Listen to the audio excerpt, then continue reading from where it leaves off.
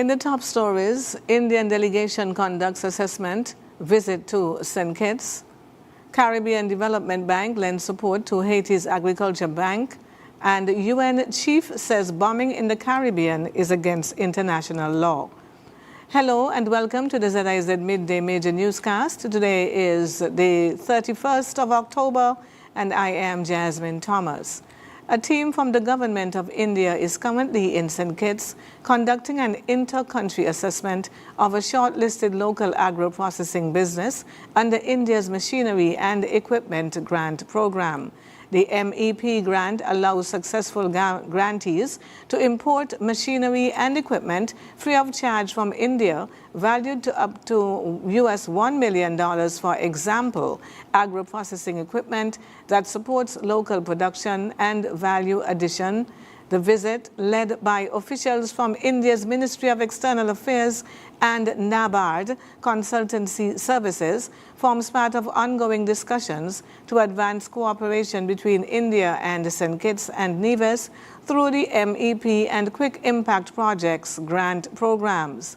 A briefing was held for officials representing several ministries: sustainable development, environment, climate action and constituency empowerment, economic development, agriculture, trade and foreign affairs.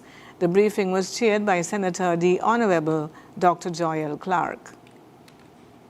The Department of Creative Economy's We Village That community outreach program continues to honor outstanding citizens across St. Kitts for their remarkable contributions to community life. On Wednesday, 29 October, the spotlight was on the St. Peter's community, where several residents were recognized for their dedication, talent, and service. This year's honorees included Elroy Bambel Bell, entrepreneurship, shopkeeper, Sylvia Missy Dabrio, Queely, National Security Police Service, Kennedy Natural Hazel, cultural preservation, actor.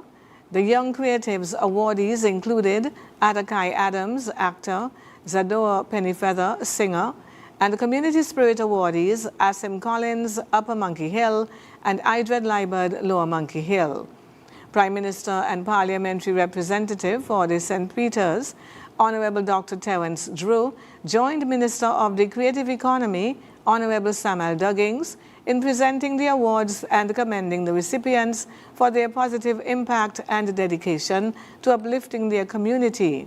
The We Village That initiative is all about empowering and strengthening communities through education, entertainment, and recognition, celebrating those who make a meaningful difference every day. Windward Islands Airways International Winair has announced the resumption of daily direct flights between Saint Martin and Nevis's Vance W. Emery International Airport effective 3rd November 2025. Premier of Nevis and Minister of Tourism in the Nevis Island Administration NIA, the Honorable Mark Brantley, welcomed the development, noting its significance for both tourism and commerce. The expansion of Winair's service between St. Martin and Nevis is a welcome sign of the growing confidence by Winair in Nevis and the growing partnership between the island and Winair. This now daily service will allow for greater opportunities for families to gather and for business to be conducted, the Premier stated. The new schedule provides greater flexibility for travelers and improved regional connectivity. Winair will depart Nevis at 7 in the morning on Monday, Tuesday, Thursday, Friday, and Sunday, and depart St. Martin at 6:20 in the evening on Monday, Wednesday, Thursday, Saturday, and Sunday. Premier Brantley underscored the importance of the convenient flight times, which enhance access to Nevis's key international tourism markets with seamless connection via St. Martin. The resumption of daily flights marks another positive step towards strengthening Nevis's regional airlift and supporting the island's growing tourism and business sectors. And now for a look at news on the regional scene. The Caribbean Development Bank, through its Caribbean Technological Consultancy Services Network, has provided a grant of US $72,163 to Haiti's Banque National de Développement Agricole to complete its new 5-year strategic plan, a key step in strengthening the institution's capacity and expanding access to finance for agricultural stakeholders. The initiative is designed to enhance BNDA's governance, operational efficiency, a long-term strategy as the bank works toward becoming Haiti's first universal bank by 2030. The strategic plan sets out a clear roadmap to improve service delivery for farmers, agro-processors, and micro, small, and medium-sized enterprises, advancing national efforts to boost agricultural productivity and financial inclusion. On the international scene, the UN's human rights chief has condemned U.S. military strikes on vessels allegedly carrying drugs in the Caribbean and the Pacific, saying the lethal attacks violate international law and amount to extrajudicial killing.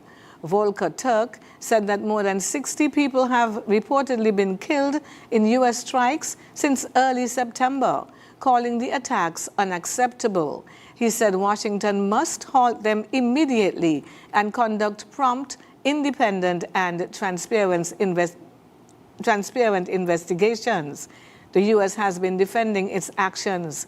President Donald Trump has said the strikes are necessary to stem the flow of drugs into the U.S., and he has the legal authority to continue bombing boats in international waters.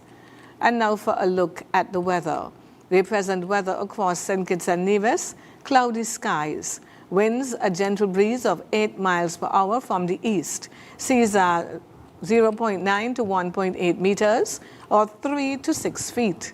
Weather forecast for St. Kitts and Nevis: cloudy with occasional showers and a 20% or slight chance of thunderstorms. Weather tonight: cloudy with a 70% or high chance of showers and a 20% or slight chance of thunderstorms. Sunset this evening will be at approximately 20 minutes before 6, and sunrise tomorrow is expected to be at approximately 6 o'clock. That brings us to the end of the Midday Major Newscast. Join us this evening for these stories and more. Thank you for tuning in. I am Jasmine Thomas. God bless you.